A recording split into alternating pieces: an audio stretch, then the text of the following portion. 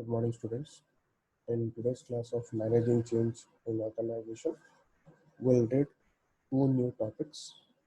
One is what is the difference between group and team, and then we'll also study another topic, that is the relationship between communication and change.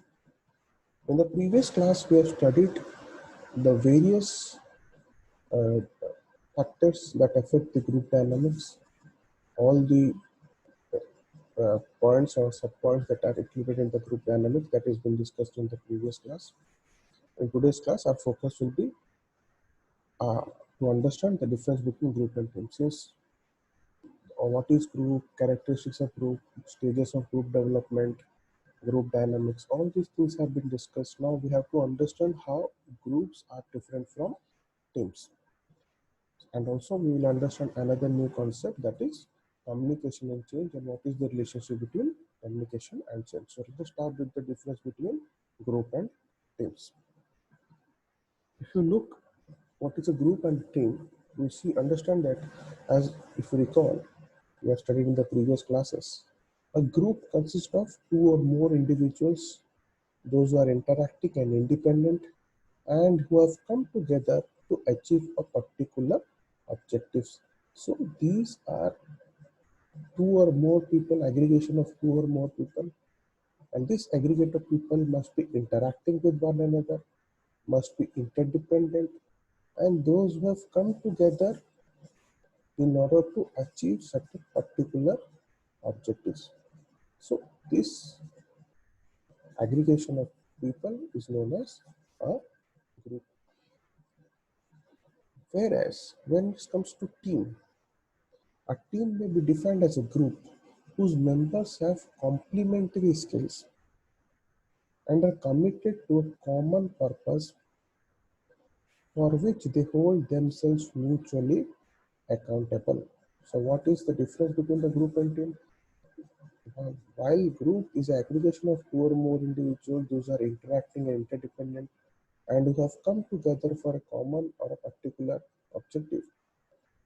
A team is a group of members who have complementary skills and they are committed to a common purpose, and they hold each other themselves accountable, mutually accountable. So they consider that they are mutually accountable in order to accomplish the particular objectives that are set, and they come together for a common purpose, and they have complementary skills. The key to a team functioning is in the synergy. When we say the difference between a group and a team, the main thing, the key differentiating thing, or the key thing that is required for team functioning is synergy. So what is synergy? Synergy can be understood like the whole is greater than the sum of its parts. So this is known as a synergy. And you should also remember that all teams are groups, but all groups are not team. So all teams are group, but all groups are not team. So we have understood what is group, and this is a consisting of people or individuals interacting, are interdependent by the common purpose, come together for particular objectives. A work group is a group. When we say group, it means a work group. A work group is a group that interacts primarily to share information and to make decisions. They are primarily to share informations, make decisions, and to help one another perform better, act responsibly in the organization. And when we say team, it is a group of members who have complementary skills and are committed to a common purpose, and they hold each other accountable. And when we say they hold each other accountable, we can say a team is a group who work intensively with each other. So they work intensively with each other to achieve a specific common goal. Now, there is a key team functioning thing that is known as synergy. This is present in team, which is not present in group. When we say synergy, we can also explain it by a adage that is the whole is greater than the sum of its parts. When we say the whole is greater than the sum of the parts, it means that the greatest benefits are gained when the members work together. The more and the greater benefits are gained when the members work together in order to create something which is bigger and greater, in order to create something which is bigger and greater than the sum of their individual efforts. So together they work in such a way that the outcome is greater and bigger than the sum of their individual efforts. So individually, if they have worked all their individual efforts together will be less than the sum they come when they work together. So we say that the adage is the whole is greater than the sum of its parts. So this synergy is the main glue which holds the team together. Therefore, we can say all teams are group, but all groups are not team. So in order to be a team, they should have synergy. So there are some basic differences between a group and team. We'll understand in the next slide. When we say a group is a collection of individuals who coordinate their individual efforts. And so these are individual collection of individuals who coordinate their individual efforts. Whereas a team is a group of people who share a common team purpose and a number of challenging goals. So this is the major difference in the definition of a group and a team. Similarly, a group will have only one leader, but a team can have more than one leader because they have complementary skills. Their aim is they consider each other mutually accountable in order to achieve the goals. In group, there can be only one leader, whereas in team, there can be more than one leader. In group, the members are independent. Okay, nobody is accountable for the other members' responsible work. Whereas in team, the members are interdependent. They are mutually responsible. They are mutually accountable for each other's work because they together want to achieve the common goal. A group focuses on accomplishing individual goals. So their aim is to accomplish only the individual goals, whereas a team focuses on accomplishing the team goals. So they work together to accomplish the team goals. So thereby they attain the organizational objectives because the team goals are generally aligned with the organizational objectives. So this is another major difference between group and team. The group members do not share responsibilities, whereas the team members always share the responsibilities. What happens? The group members work independently, so they are not accountable for each other. They are not mutually accountable, so they do not share any kind of responsibilities. Whereas when it comes to the team members are accountable for another, mutually accountable. Their members are interdependent and they, for this reason, share responsibilities. The team responsibilities, what are the responsibilities assigned, they will try and share them. Apart from this, a group, the process of a group is to discuss the problem and then decide and finally delegate the task to the individual member. The process of a group is to discuss the problem. They first discuss the problem and then they will decide and finally delegate the task to individual members depending upon the skill set of the members. Whereas team discusses the problem and then decide the ways of solving it and finally do it collectively. Even though they decide to they discuss the problem and decide to solve it, that different responsibilities are assigned, but they finally do it collectively, so they together work in order to accomplish the team goals. The members of group are bothered by the conflict. If there is a conflict, the members of the group are always bothered By there is certain kind of conflict that will create problems. But whereas the members of the team see conflict as a part of problem solving, they are not bothered by the conflict because they see conflict as a part of problem solving. They understand that by understanding the conflict, they will understand how to solve the problem in a better way. So this is another major difference between group and team. In group, the concern with one's own outcome and challenges. People are concerned with their own outcome and challenges. They are not concerned with the other people's outcome and challenges. So individually, they are concerned with their own outcome and challenges.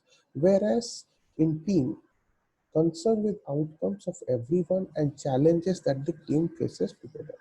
So they are concerned with the outcomes of everyone and also the challenges that the team faces in total. So this is the another major difference between group and team. In group, the members are very cautious about what they say and afraid to ask questions because the communication is not very open. Because they think that if they say something and it is communicated in a wrong way, the other members will not take it properly or it will lead to conflict because the conflict is not properly handled. This is a point of botheration or discussion or difficulty in group. But whereas in team, when it comes to team, they are not bothered or cautious about to ask any questions because there is free flow open communication between the members of the team. So this is also one of the major differences between a group and a team. Again, the purpose, goals, and approach to work is shaped by the manager. So the manager or the leader will decide the purpose, the goals, and the approach to which the work will be accomplished. Whereas the purpose, goal, and approach to work is shaped by the team leader and the team members. So together decide upon the purpose of the team, they decide upon the goals of the team, they decide upon the total approach, how to approach the work. This is done by both the team leaders and the team members. Both of them sit together collectively, they decide what to do and how to do. So this is also one of the major differences between groups and teams. Now there are certain other differences like in groups, the skill of members are random and varied. They do not have any complementary skills. So some people may be having some members may be having some skills. Some members may be having some different skills. So the skills of members are random and varied in case of groups. Whereas the skill of members involved in the team are complementary in nature. They have complementary skills. In groups, the meetings are efficient. They conduct efficient meetings. Whereas in teams, there is always open discussions, active problem solving, meetings, and work sessions. So they are not constrained to meetings. Their meetings constitute of active problem solving meetings, open discussions, working sessions because there is open communication. So they have open discussions and active problem solving meetings. So this is the difference between a group and team. A group is always motivated by the leader. It is the leader or the manager who manages the team, who leads the team from the forefront, is responsible for the motivation of the members of the group. But whereas in case of teams, they motivated by the performance or the purpose of performance. They are motivated by their performance. They are not motivated by the leader.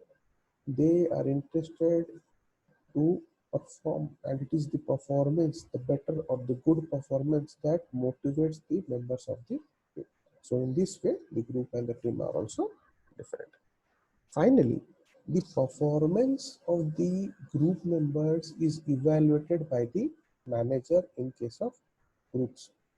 In groups, the performance, how each and every individual, the task that is delegated to each and every individual, how do they perform it, and how is the performance of each and every member of the group. It is being evaluated by the manager or the leader of the group. Whereas in case of teams, the performance is evaluated by the members as well as the manager. There is open discussion between the team members and the manager or the leader. They openly discuss the performance of the team members. They also devise plans in order to improve the performance of the team members. So in this way, the groups and teams are different from one another. Now we will understand this is the first topic that we have discussed. What is groups, what is teams, how the group and team differ from one another. Now we'll understand another topic is what is the relationship between communication and change. Change is required in order to sustain in the environment, in the changing environment, and how communication plays a part in the change process. So we'll understand the relationship between the communication and change. Hence the heading communication and change.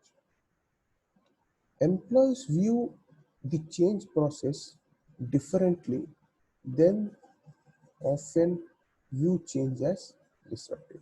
So what happens generally, the different employees view the change process very differently. They often view as disruptive. Even though they view differently, they generally consider this as a uh, disruptive process, this change process.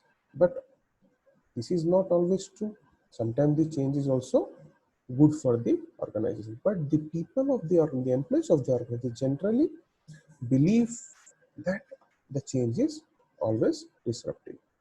A successful change program requires that employees understand why the need for change is necessary.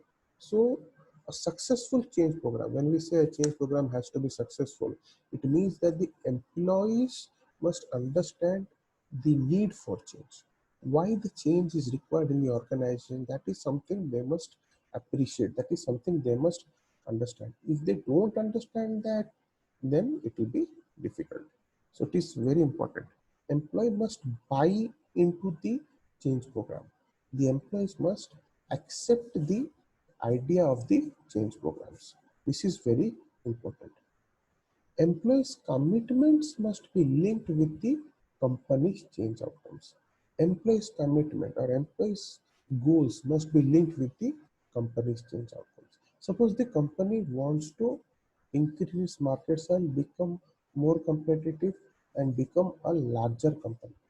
Similarly, the employee's goals must be to increase his position in the organization, to get more promotion, to get more perks and benefit. So in this way, the employees' goals and commitments are interlinked with the company's change outcome. This should be done. If this is done, then the employees will be accepting the change in a much more conducive way, much more efficient way, and they will show less uh, this resistance towards change. So this is very important. So the change program, in order to be successful, the people or the employees should understand why the changes to be is required, and also understand that the employees' commitments and goals should be matched or linked with the company's change outcomes. Communication plays a critical role in overcoming these fears and concerns stimulated by change. What happens when change is occurring? Why people think change is a disruptive process? Because people consider change as disruptive because they are feared by the consequences or they have concerns regarding the complete change process.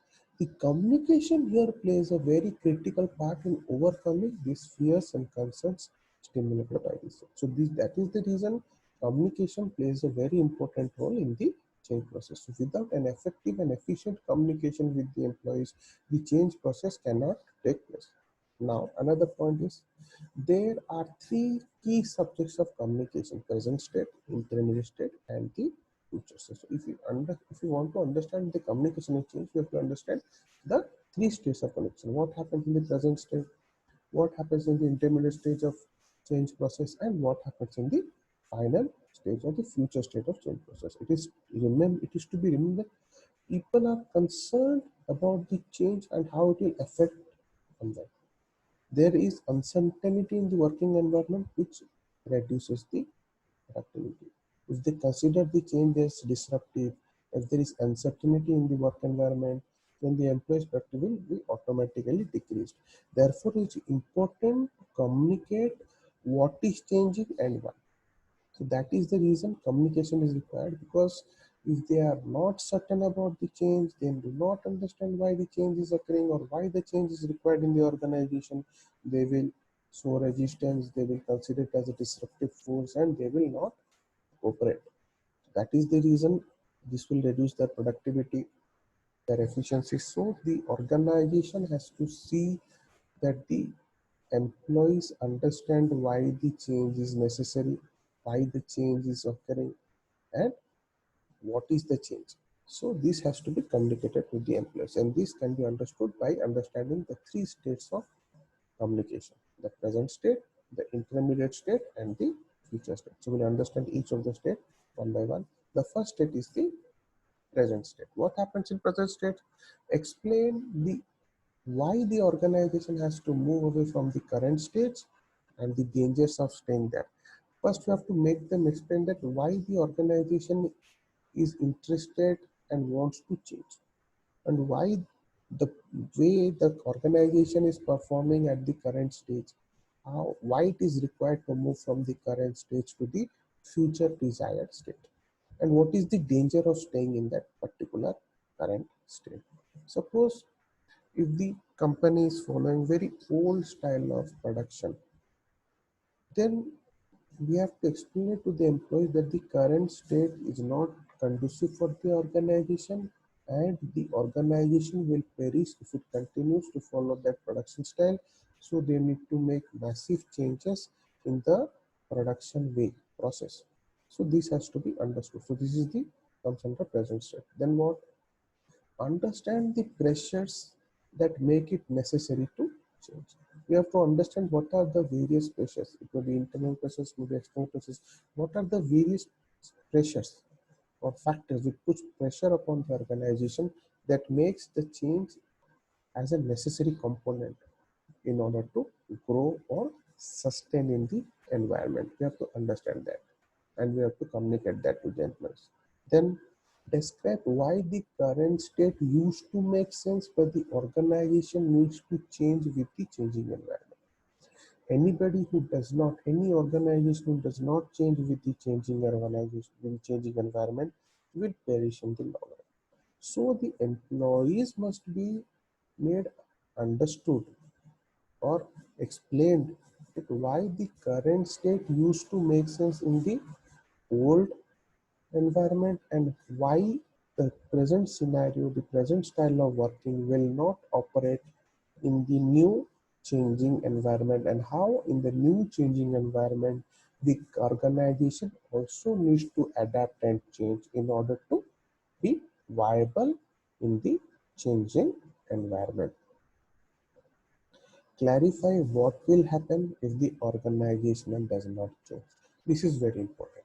Once you understand why the present situation or the current situation or the current state in which the organization is operating is not right, and once you clarify what will happen if the organization does not change, that if they'll understand that the change is necessary, they will understand that if the organization does not change, it will result to the extinction of the organization. They will not revolt or resist the change, they will embrace the change. And finally, identify what the change will mean for each individual. We have to also see from an individual perspective that what the change will bring or will hamper, whether it will hamper them or it will benefit them.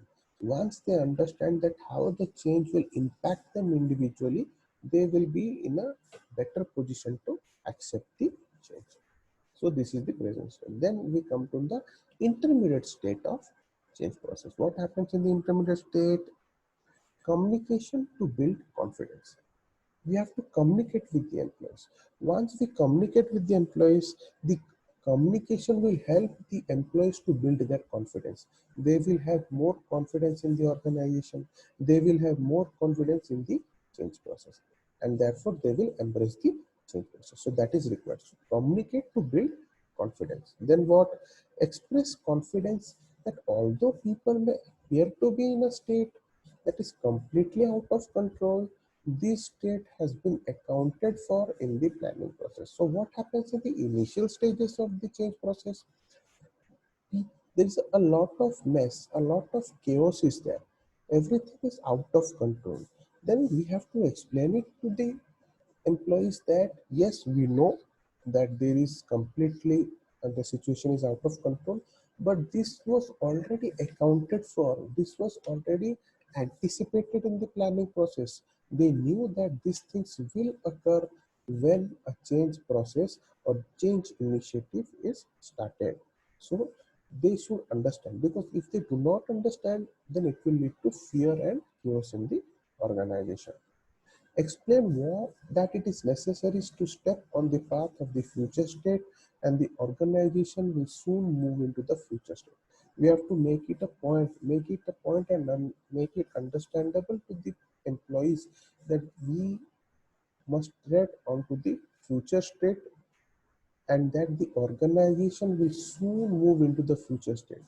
Even though there is a lot of commotion in the intermediate state, the new change is occurring in the organization. So it is creating certain unsettling or out of control situations. Soon the organization will overcome this and move to a future state. So this is important for the employees to understand. Show the methodology which will the future help reach the future state, and what things will look like along the way. They have to understand, okay, this is the present situation. We have started the change process. There's a lot of commotion or chaos in the organization during this change process. We have to understand the methodology, how they will move from this state to the future state, and how the things will look in the future state, how the things will look in the future. So they will be more motivated, more encouraged to embrace the change process. So this is very important. So these are the things we have to do in the intermediate state while the change is occurring. And finally, the future state. What happens in the future state? Explain what the future will look like and why it will look like this and the advantages. We have to focus on the greener pastures of the change process. We have to tell them how the future will look like, how what we are anticipating, how we want that the change will bring this improvement in the organization, how from the current state will move to the future desired state, why it will look like this, and we have to also state what are the various advantages we'll get once we move into the future state. So this will happen, this will reduce the resistance, this will increase the acceptance of the change process. So this will is important in the future state. Then what? Identify the parts which are clear and the ones which are still a certain, even after explaining all these things, communicating all these things to the employees, there are certain things that may be clear and the certain things that are still ambiguous or hazy. So we have to understand what are the points, what are the areas that are hazy and ambiguous, and make a communication process in such a way that this ambiguous and hazy part of the communication part of the change process becomes also crystal clear. Then finally, clarify what the future state will imply for the people in the company. We have to explain that how in the present state we have understood how the change will affect them. Now we have to clarify that in future state how it will benefit the people in the company. If there is no benefit, they will not be interested. So they have to be communicated about the future state and also imply how it will benefit the people in the company. So this is important. So this will happen in the future state. So communication is an ongoing process. Similarly, change is an ongoing process. Communication is also an ongoing process. As the change advances, two things will happen. when the change happens, the two things will happen. What people will have new questions and new ideas. They will have new questions, new doubts, new ideas how to make the change more effective, and they develop a better understanding of the intermediate and the final stage. Okay, so these are the two things will happen once the change process advances. In response, people have to be kept updated with actual and future states, and their questions should be answered. Now we know that when the change process advances, the people will have new questions and ideas, and they will try to develop better understanding of the internal finance states. Now, in response, what the organization has to do, the organization should keep the people or the employees updated about the actual and the future states, and all their questions that arises, all the ambiguous part of the change process that is still there, hazy part, those must be cleared. All the question must be answered. So this will have a clear understanding in the minds of the people of the organization or the employees of the organization. So we'll understand this by a diagram. So there must be the change process. First, there must be an awareness. After this awareness, there must be understanding. If there is understanding, at this point, communication should be used, and awareness, for creating awareness, communication should be used for understanding the various hazy part, the ambiguous part. This will lead to acceptance of the change process, and finally the people will be committed to change. So what happens in awareness stage? Provide with facts and knowledge.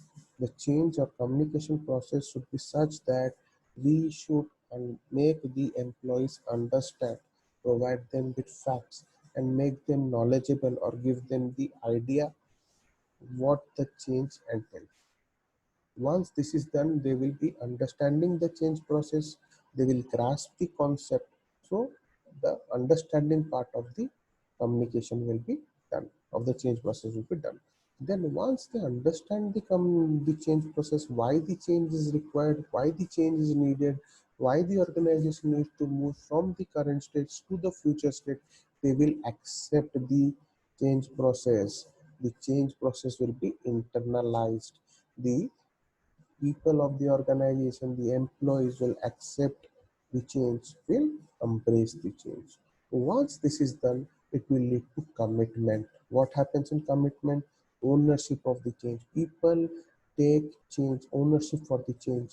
They want to make change in them so that they will embrace the change process. So in this way, the communication plays a major part in all the four stages of awareness, understanding, acceptance, and commitment of the change process.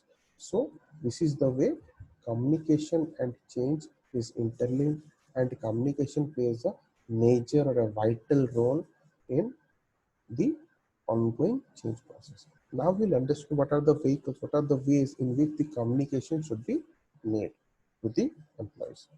Now the communication vehicles. The best method to communicate is for managers to communicate a well-prepared change message and accompanying support materials to their direct reports. So two things has to be done by the managers who are installing this change, who are taking the forefront in the change process.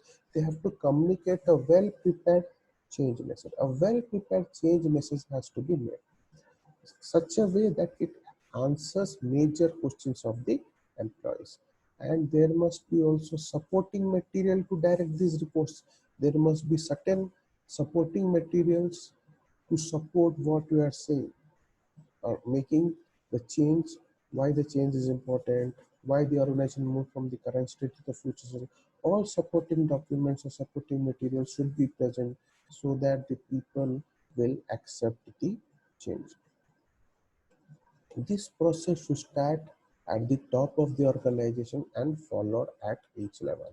So this process must be started at the top of the organization and it should follow at each level. As a result, most people will be clear when most people will first hear the change message from their supervisor. The people working at the lowest level of the organization, they'll hear it from their supervisor and be able to ask questions. Then they need to understand the message well enough to communicate to the team members. The supervisor must be understanding the concept of change in such a way that they will be able to communicate to the team members and in turn answer their questions. So the supervisor, the lower level people will be understanding from the supervisor, supervisor will be understanding from the managers will be understanding from the senior manager will understand from the uh, top management. So in this way, at each level, this communication should be proper, well framed, well prepared communication message should be made, and there should be supporting documents, supporting material to make at each level the people understand why the change is necessary, to communicate them, to answer the whatever the questions they are having. This is highly essential. Communication can be carried out in a majority of ways, in a variety of ways. They can be intimated directly, they may be given handouts, they can be soft copy made, also be sent through the official organization. Various ways in which the communication can be directed. A feedback process is very important to make sure that the communication process is meeting its objective. So when we have this feedback process, then once we communicate about the change process to the employees will understand it. They will have questions. Some employees may be having certain feedback. So proper feedback mechanism or a proper feedback process should be in place so that the communication process is meeting its objective. So that we can understand the communication process is accomplishing its objective. So a feedback process should be in place so that all and each and every question of the employees are properly answered. Thus, communication is very vital to ensure a successful change program. So, by doing this, we can finally understand that this communication plays a very vital role in the change program, because a good change message that is properly communicated answers all the questions of the employees and help the employees to embrace change positively. So, if a change program is properly well defined, a change message is well defined, it is properly communicated, and the change message is such that it is supported by the supporting materials and also answers all the questions of the people about why the change is required, how this change will bring improvement in the organization, and how individually it will benefit them. All these questions are understood, are answered in the change message, then the people will be in a position to accept a change in a more positive manner. Therefore, we can conclude that communication is very vital to ensure a successful change program. So, in this way, the communication plays a major part in the change process. That is the relation between communication and change. So, we have discussed two topics today: the difference between group and teams, and the relationship between communication and change. I will be sending you the notes digitally. Please go through the notes. If you have any doubts, no need to worry. Contact me, stay at home, be prepared. And finally, thank you for your attention.